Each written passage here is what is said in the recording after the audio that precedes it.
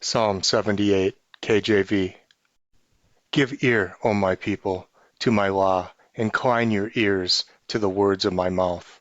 I will open my mouth in a parable. I will utter dark sayings of old, which we have heard and known, and our fathers have told us. We will not hide them from their children, shewing to the generation to come the praises of the Lord, and his strength, and his wonderful works that he hath done. For he established a testimony in Jacob, and appointed a law in Israel, which he commanded our fathers, that they should make known to their children, that the generation to come might know them, even the children which should be born, who should arise and declare them to their children, that they might set their hope in God, and not forget the works of God, but keep his commandments, and might not be as their fathers, a stubborn and rebellious generation, a generation that set not their heart aright, and whose spirit was not steadfast with God. The children of Ephraim, being armed and carrying bows, turned back in the day of battle. They kept not the covenant of God, and refused to walk in his law, and forgat his works, and his wonders that he had shewed them. Marvelous things did he in the sight of their fathers, in the land of Egypt, in the field of Zoan. He divided the sea, and caused them to pass through, and he made the waters to stand as an heap. In the daytime also he led them with a cloud, and all the night with a light of fire. He clave the rocks in the wilderness, and gave them drink as out of the great depths. He brought streams also out of the rock, and caused waters to run down like rivers. And they sinned yet more against him, by provoking the Most High in the wilderness. And they tempted God in their heart by asking meat for their lust.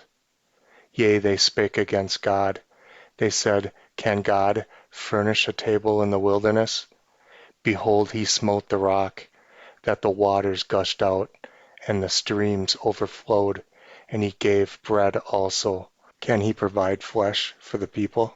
Therefore the Lord heard this, and was wroth. So a fire was kindled against Jacob, and anger also came up against Israel, because they believed not in God, and trusted not in his salvation. Though he had commanded the clouds from above, and opened the doors of heaven, and had rained down manna upon them to eat, and had given them of corn of heaven. Man did eat angels' food, he sent them meat to the full. He caused an east wind to blow in the heaven, and by his power he brought in the south wind. He rained flesh also upon them as dust, and feathered fowls like as the sand of the sea. And he let it fall in the midst of their camp, round about their habitations. So they did eat, and were well filled, for he gave them their own desire. They were not estranged from their lust, but while their meat was yet in their mouths, the wrath of God came upon them, and slew the fattest of them, and smote down the chosen men of Israel. For all this they sinned still, and believed not for his wondrous works.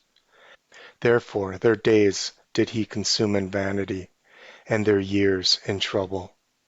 When he slew them, then they sought him, and they returned and inquired early after God. And they remembered that God was their rock, and the high God their Redeemer. Nevertheless, they did flatter him with their mouth, and they lied unto him with their tongues. For their heart was not right with him, neither were they steadfast in his covenant. But he, being full of compassion, forgave their iniquity, and destroyed them not. Yea, many a time turned he his anger away, and did not stir up all his wrath. For he remembered that they were but flesh, a wind that passeth away, and cometh not again. How oft did they provoke him in the wilderness, and grieve him in the desert? Yea, they turned back and tempted God, and limited the Holy One of Israel. They remembered not his hand, nor the day when he delivered them from the enemy, how he had wrought his signs in Egypt, and his wonders in the field of Zon, and had turned their rivers into blood, and their floods, that they could not drink. He sent divers sorts of flies among them, which devoured them, and frogs, which destroyed them. He gave also their increase unto the caterpillar, and their labor unto the locust. He destroyed their vines with hail, and their sycamore trees with frost. He gave up their cattle also to the hail, and their flocks unto the hot thunderbolts. He cast upon them the fierceness of his anger, wrath and indignation, and trouble, by sending evil angels among them. He made a way to his anger. He spared not their soul from death, but gave their life over to the pestilence, and smote all the firstborn in Egypt, the chief of their strength, in the tabernacles of Ham. But he made his own people go to the forth like sheep, and guided them in the wilderness like a flock. And he led them safely, so that they feared not. But the sea overwhelmed their enemies, and he brought them to the border of his sanctuary, even to his mountain, which his right hand had purchased. He cast out the heathen also before them, and divided them in inheritance by line. He made the tribes of Israel to dwell in their tents. Yet they tempted and provoked the Most High God, and kept not his testimonies, but they turned back, and dealt unfaithfully like their fathers. They were turned aside like a deceitful bow. For they provoked him to anger with their high places, and moved him to jealousy with their graven images. When God heard this, he was wroth, and greatly abhorred Israel, so that he forsook the tabernacle of Shiloh, the tent which he placed among men, and delivered his strength into captivity, and his glory into the enemy's hand. He gave his people over also unto the sword, and was wroth with his inheritance. The fire consumed their young men, and their maidens were not given to marriage. Their priests fell by the sword, and their widows made no lamentation. Then the Lord awaked as one out of sleep, and like a mighty man that shouteth by reason of wine. And he smote his enemies in the hinder parts. He put them to a perpetual reproach. Moreover, he refused the tabernacle of Joseph, and chose not the tribe of Ephraim, but chose the tribe of Judah, the Mount Zion which he loved. And he built his sanctuary like high palaces, like the earth which he hath established forever. He chose David also his servant, and took him from the sheepfolds.